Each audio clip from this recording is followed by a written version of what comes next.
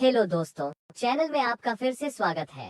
अगर मैं market volumes के बारे में बात नहीं करता हूं, तो ये प्राइस एक्शन कोर्स पूरा नहीं होगा। इस कोर्स के दौरान हमारा पूरा फोकस प्राइसेस पर रहा।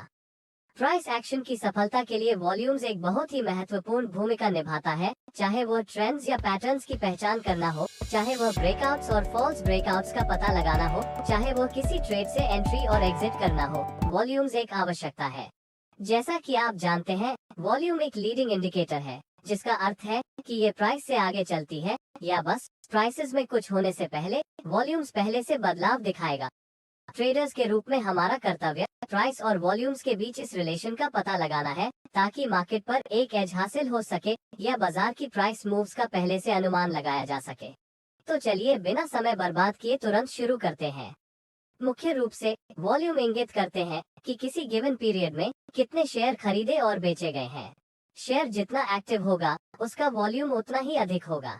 उदाहरण के लिए, आप टाटा मोटर्स के 100 शेयर 485 रुपए में खरीदने का फैसला करते हैं और मैं टाटा मोटर्स के 100 शेयर 485 रुपए में बेचने का फैसला करता हूं, या ये अलग अलग लोग भी हो सकते हैं जो एक ही प्राइस यानी 485 पर कम क्वांटिटीज में बेचना चाहते हैं, जो आपको 100 शेयर देने के लिए जमा किया गया है। यानी मान लें कि उनमें से एक के पास 50 शेयर हैं, दूसरे के पास 30 शेयर हैं और तीसरे ट्रेडर के पास 485 रुपए के समान प्राइस पर बेचने के लिए 20 शेयर हैं, जो खरीदार के ऑर्डर्स के साथ मैच करेगा।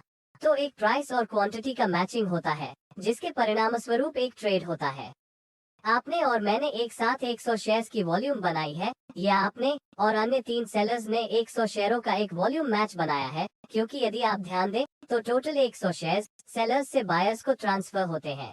बहुत से लोग वॉल्यूम को 200 मान लेते हैं, क्योंकि 100 खरीदे गए और 100 बेचे गए। वॉल्यूम को देखने का यह सही तरीका नहीं है, क्योंकि केवल 100 शेयर ही सेलर्स से बायर्स को ट्रांसफर करते हैं। मजेदार बात यह है कि वॉल्यूम्स की जानकारी अपने आप में काफी बेकार है। उदाहरण के लिए, हम एनएसई की वेबसाइट से जानते हैं कि किसी विशेष दिन के लिए रिलायंस इंडिया का वॉल्यूम 16 लाख शेयर्स है। तो मुझे बताएं कि आइसोलेशन में पढ़ने पर यह जानकारी कितनी उपयोगी है। यदि आप इसके बारे में सोचते हैं, तो व्यक्तिगत रूप से उपयोग किए जाने पर इसका कोई महत्व नहीं है, और इसलिए वास्तव में हमारे एनालिसिस के लिए इसका कोई मतलब नहीं होगा। हालांकि जब आप आज की वॉल्यूम की जानकारी को प्रीसीडिंग प्राइस ट्रेंड और प्रीसीडिंग वॉल्यूम ट्रेंड के साथ जोड़ते हैं, तो वॉल्यूम की जानकारी अधिक मीनिंगफुल हो जाती है। अब मैं आपको एक टेबल दिखाऊंगा, जिसमें विभिन्न सिचुएशंस के लिए 4 प्राइस टू वॉल्यूम रिलेशंस शामिल हैं और इसका रिलेटेड आउटकम्स जो ऐसी सिचुएशंस में एक्सपेक्टेड है। आगे बढ़ने से पहले इस निष्कर्ष पर न पहुंचें कि यदि आप यहाँ दिए गए रिलेशंस को समझते हैं, तो आप तुरंत ट्रेड कर सकते हैं। यह इस तरह काम नहीं करता। रियल मार्केट कंडीशंस में इस आइडिया का उपयोग करने के लिए आपको मार्केट स्ट्रक्चर और मार्केट पार्टिसिपेंट्स के बारे में अच्छी समझ होनी चाहिए, जिसके लिए आपको ये समझने की आवश्यकता है कि बड़े प्लेयर्स या इंस्टीट्यूशंस या स्मार्ट मनी कैसे काम करते हैं। नंबर 2, आपको कैंडलस्टिक्स की उचित समझ की आवश्यकता है और विभिन्न प्राइस एरियाज में उनकी रेलेवेंस को भी समझने की आवश्यकता है। अगर आप इन 2 बातों को जान लें, तो ये बहुत आसान हो जाएगा। जिन लोगों को इन टॉपिक्स का कोई अंदाजा नहीं है, मैं आपको सलाह देता हूं कि आप इन 2 वीडियोस को पहले ही देख लें, जिनके बारे में हम अपने कोर्स में पहले ही चर्चा कर चुके हैं। प्राइस वॉल्यूम ट्रेंड टेबल को विस्तार से समझने से पहले इस सिनेरियो के बारे में थोड़ा सोचें। जब हम वॉल्यूम में इंक्रीज के बारे में बात कर रहे हैं, तो इसका वास्तव में एक ट्रेडर के लिए क्या मतलब है? इसका रेफरेंस पॉइंट क्या है? या वॉल्यूम अधिक है या वॉल्यूम कम है, ये बताने के लिए मेट्रिक क्या है? क्या ये पिछले दिन की वॉल्यूम नंबर या पिछले वीक की एग्रीगेट वॉल्यूम में इंक्रीज होनी चाहिए? इसका रेफरेंस पॉइंट क्या है? आमतौर पर ट्रेडर्स आज के वॉल्यूम की तुलना या तो पिछले 3 दिनों या 5 दिनों या 10 दिनों या 20 दिनों के वॉल्यूम्स के एवरेज से करते हैं, जो इस बात पर निर्भर करता है कि वे किस प्रकार के ट्रेडर हैं और वास्तव में उनके एनालिसिस की टाइम फ्रेम क्या है। मूल विचार ये है कि टाइम फ्रेम जितनी अधिक होगी और वॉल्यूम की मेजरमेंट करने के लिए वॉल्यूम बार्स या डेटा पॉइंट्स की संख्या जितनी अधिक होगी, एनालिसिस उतना ही अधिक रिलायबल होगा। आइए एक स्विंग ट्रेडर के नजरिए से वॉल्यूम्स पर विचार करें। एवरेज वॉल्यूम मेजरमेंट के लिए हमें 1 डे की टाइम फ्रेम और 10 डेज का वॉल्यूम डेटा लेना होगा। एवरेज वॉल्यूम मेजरमेंट हो जाने के बाद हम इसका उपयोग आज के एवरेज की तुलना के लिए कर सकते हैं। आज के वॉल्यूम को एवरेज वॉल्यूम माना जाता है अगर ये पिछले 10 डेज के एवरेज वॉल्यूम के बराबर है। आज के वॉल्यूम को हाई वॉल्यूम या इंक्रीजिंग वॉल्यूम कहा जाता है यदि ये पिछले 10 डेज के एवरेज वॉल्यूम से अधिक है। आज के वॉल्यूम को लो वॉल्यूम या डिक्रीजिंग वॉल्यूम कहा जाता है अगर ये पिछले 10 डेज के एवरेज वॉल्यूम से कम है। पिछले 10 डेज एवरेज वॉल्यूम प्राप्त करने के लिए आपको केवल वॉल्यूम बार्स पर एक मूविंग एवरेज लाइन खींचनी है और हमारा काम हो जाएगा। यह फीचर अधिकांश चार्टिंग प्लेटफॉर्म्स पर मुफ्त में उपलब्ध है, इसलिए आपको हर बार इसकी मेजरमेंट करने की आवश्यकता नहीं है। इस चार्ट में आप देख सकते हैं कि वॉल्यूम्स को हरे और लाल बार्स द्वारा दर्शाया गया है और इसे प्राइस चार्ट के नीचे रखा गया है। वॉल्यूम बार पर खींची गई नीली लाइन 10 डेज के एवरेज वॉल्यूम्स को दर्शाती है। जैसा कि आप देख सकते हैं, सभी वॉल्यूम बार्स जो 10 डेज के एवरेज वॉल्यूम से अधिक हैं, उन्हें इंक्रीज्ड वॉल्यूम्स माना जा सकता है। अब सवाल ये है कि इंक्रीज्ड वॉल्यूम का क्या मतलब है? यह महत्वपूर्ण क्यों है? वॉल्यूम बढ़ने का मतलब सामान्य से अधिक ट्रेडिंग एक्टिविटी है, जिसका अर्थ है कि अधिक शेयरों का ट्रांजैक्शन किया जा रहा है। अब आप इसके लिए किसे जिम्मेदार मानते हैं? क्या रिटेल ट्रेडर्स अकेले इतनी अधिक वॉल्यूम्स में योगदान कर सकते हैं? कॉमन सेंस आपको बताता है कि यह संभव नहीं है और ये स्पष्ट है कि कुछ इंस्टीट्यूशनल एक्टिविटी हुआ है या कुछ बड़े प्लेयर्स की बड़ी भागीदारी हुई है। उसी तरह एक ट्रेडर के लिए लोअर वॉल्यूम्स का क्या मतलब है? इसका सीधा सा मतलब है कि बड़े इंस्टीट्यूशंस इस समय उस विशेष स्टॉक में इंटरेस्ट नहीं रखते हैं और रिटेल ट्रेडर्स मेजॉरिटी वॉल्यूम्स में योगदान करते हैं। इसलिए शेयर बाजार में सरल लॉजिक ये है कि अगर आप सफल होना चाहते हैं तो बड़े इंस्टीट्यूशंस का फॉलो करें, जैसा कि मार्केट स्ट्रक्चर एपिसोड में चर्चा की गई है। अब आइए वॉल्यूम ट्रेंड टेबल के पीछे की थॉट प्रोसेस को देखें। जब इंस्टीट्यूशनल इन्वेस्टर्स खरीदते या बेचते हैं तो वे स्पष्ट रूप से छोटे हिस्से या छोटी क्वांटिटी में ट्रांजैक्शन नहीं करते हैं। उदाहरण के लिए भारत के LIC के बारे में सोचें। वे भारत के सबसे बड़े डोमेस्टिक इंस्टीट्यूशनल इन्वेस्टर्स में से एक हैं। अगर वे TCS के शेयर खरीदेंगे तो क्या आपको लगता है कि वे 500 शेयर खरीदेंगे या 1000 शेयर? बिल्कुल नहीं, वे शायद 5 लाख या 50 लाख शेयर या इससे भी अधिक शेयर्स खरीदेंगे। क्या होता है अगर वे ओपन मार्केट से एक ही बार में 5 लाख शेयर्स खरीदते हैं? हाँ, आप सही हैं, यह निश्चित रूप से वॉल्यूम्स में रिफ्लेक्ट होना शुरू हो जाएगा। इसके अलावा क्योंकि वे शेयरों का एक बड़ा हिस्सा खरीद रहे हैं, शेयर की प्राइस भी बढ़ जाती है। यहीं पर मुझे आपको याद दिलाना है कि इंस्टीट्यूशनल मनी को स्मार्ट मनी कहा जाता है। ऐसा माना जाता है कि स्मार्ट मनी हमेशा रिटेल ट्रेडर्स के विपरीत बाजार में बेहतर निर्णय लेती है। इसलिए स्मार्ट या वाइज होने के कारण वे केवल एक ही बार में सभी शेयर नहीं खरीदेंगे, बल्कि वे शेयरों को कम क्वांटिटीज में या तो डेज या वीक्स या मंथ्स की पीरियड्स में जमा करेंगे ताकि डिजायर्ड प्राइस प्राप्त कर सके जिसे वे खरीदना चाहते हैं। अधिकांश ट्रेडर्स की यह गलत धारणा है कि जब वॉल्यूम्स अधिक होता है तो वॉल्यूम बार्स के रंग और आकार के आधार पर बड़ी कैंडलस्टिक्स के साथ प्राइसेस भी ऊपर या नीचे जाएगी। लेकिन प्राइस वॉल्यूम रिलेशन को समझने का ये गलत तरीका है। बात यह है कि वॉल्यूम उन शेयरों की संख्या है जिन्होंने हाथों हाथ एक्सचेंज किया है, जिसका अर्थ यह भी हो सकता है कि सभी ऑर्डर्स एक ही प्राइस पॉइंट पर भी हो सकते हैं। उदाहरण के लिए 400 रुपए के स्टॉक पर 10,000 बाय ऑर्डर्स और 10,000 सेल ऑर्डर्स हैं और मान लें कि पिछले 10 दिनों के लिए स्टॉक की एवरेज वॉल्यूम 8,000 है। अब भले ही 10,000 शेयरों का ट्रांजैक्शन किया गया था, जिसके परिणामस्वरूप विशेष दिन के लिए एवरेज से अधिक वॉल्यूम था, लेकिन स्टॉक प्राइस ऊपर नहीं जाएगी। इसका सरल कारण ये है कि सभी ऑर्डर्स एक ही प्राइस यानी 400 रुपए पर रखे गए हैं। दूसरी ओर यदि कीमत को वॉल्यूम में इंक्रीज के साथ बढ़ना था तो हाई प्राइसेस पर अधिक बाय ऑर्डर्स होने चाहिए थे, यानी बायर्स इससे भी अधिक प्राइसेस पर खरीदने के लिए तैयार हैं, और इसी तरह यदि कीमतों को नीचे जाना था तो सेलर्स को और भी लोअर प्राइसेस पर बेचने के लिए तैयार रहना चाहिए।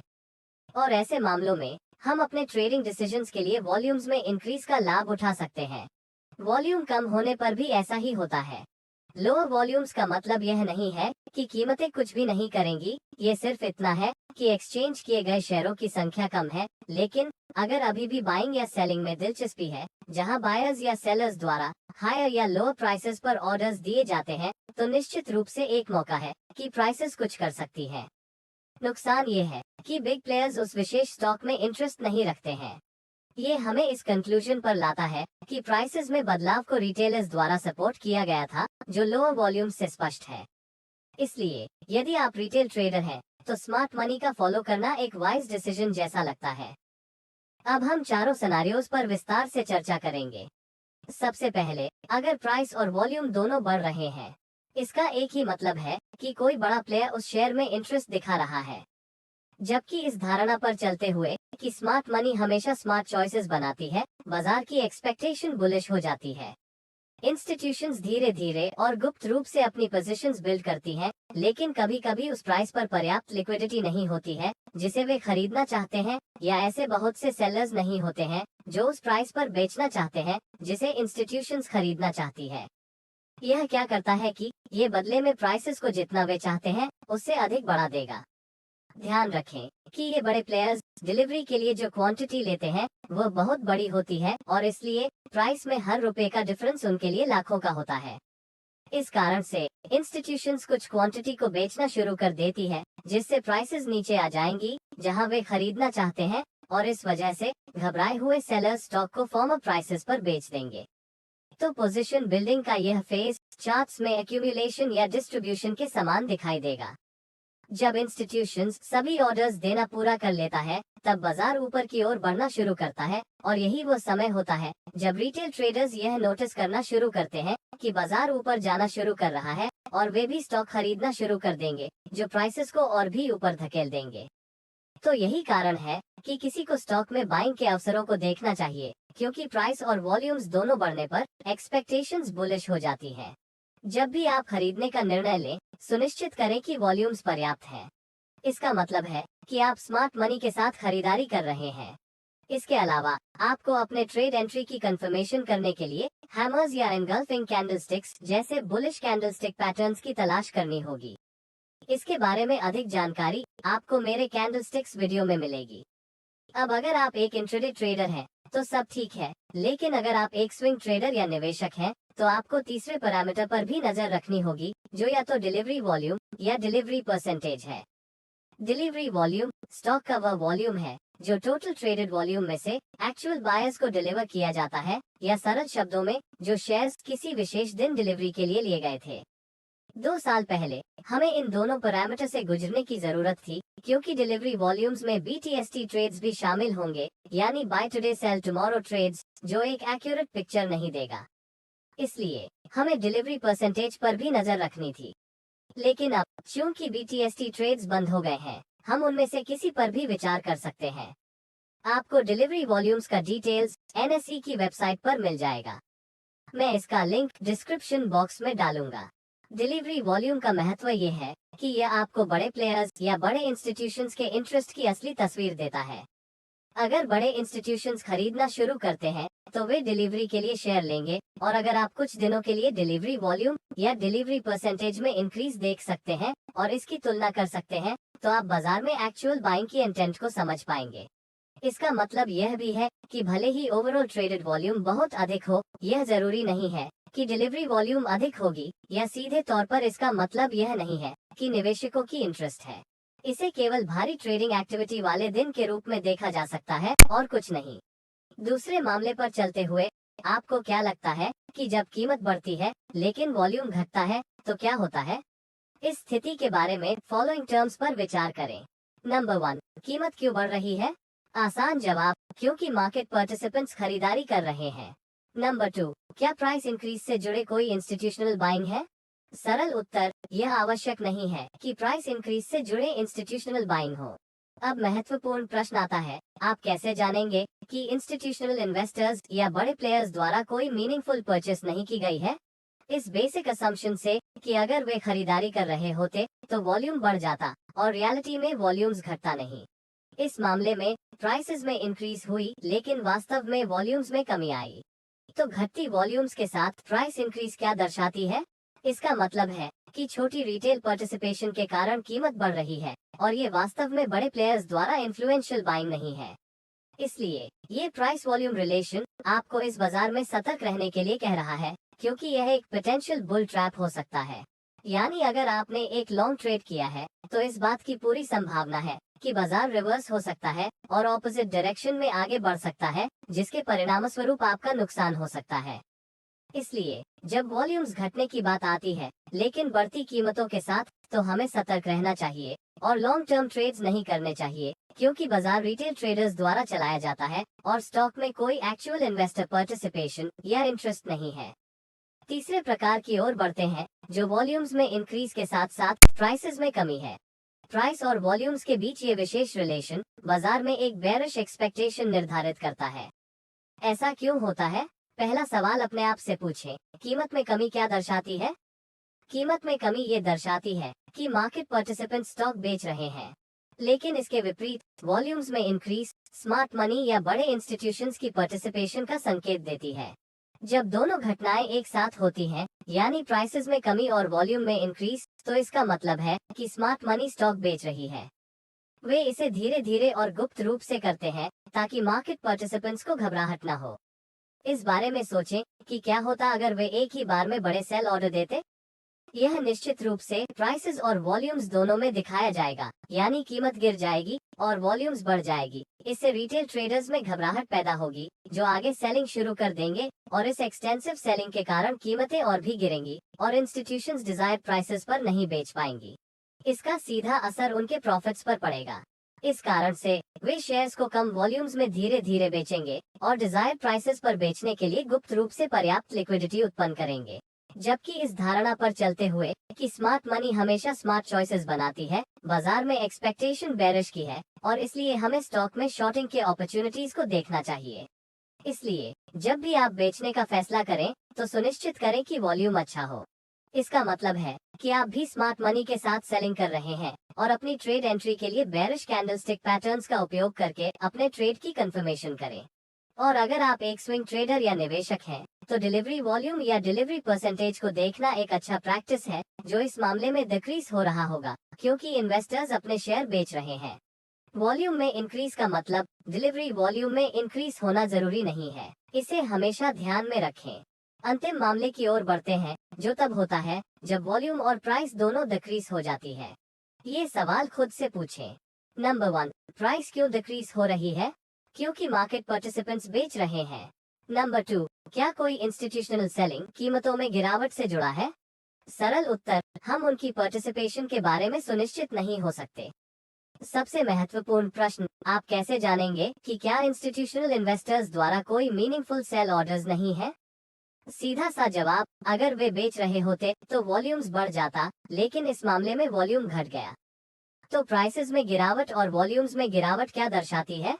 इसका मतलब है कि स्मॉल रिटेल ट्रेडर्स ही कीमत में डिक्लाइन का कारण है और वास्तव में यह इंस्टीट्यूशनल सेलिंग नहीं है। इसलिए यदि आप स्टॉक बेचने की योजना बना रहे हैं तो आपको सतर्क रहना होगा, क्योंकि यह एक पोटेंशियल बेयर ट्रैप हो सकता है। इसका मतलब है कि अगर आपने किसी स्टॉक को शॉर्ट किया है तो इस बात की पूरी संभावना है कि प्राइस रिवर्स हो सकती है और आपके ट्रेड के खिलाफ जा सकती है। दोस्तों, इस वीडियो के लिए बस इतना ही। यदि आप अपने ट्रेड्स के लिए डिलीवरी वॉल्यूम्स या डिलीवरी परसेंटेज का एनालिसिस करने के बारे में अधिक जानना चाहते हैं तो मुझे कमेंट्स में बताएं। दोस्तों, आज के लिए बस इतना ही। अगर आपने आज कुछ नया सीखा है तो कृपया इस वीडियो को लाइक करें और अपकमिंग कोर्सेज के लिए चैनल को सब्सक्राइब करें।